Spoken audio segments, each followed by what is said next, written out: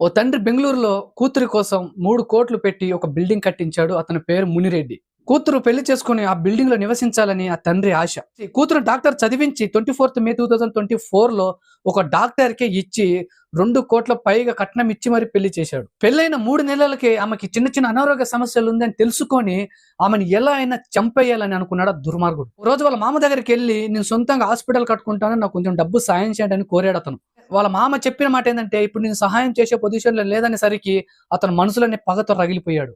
అయితే ఆమెకు ఆరోగ్యం బాగలేదని వాళ్ళ తండ్రి ఇంటికి తీసుకెళ్లి 5 రోజులు ట్రీట్మెంట్ ఇవ్వాలని ఒక రూమ్ లో పెట్టాడు. ట్రీట్మెంట్ రూమ్ లో అనస్థీసియా అని ఒక మత్తు ఇంజెక్షన్ ఇచ్చి చాలా తెలివిగా 24th April 2025లో కృతికని చాలా తెలివిగా చంపేశాడు.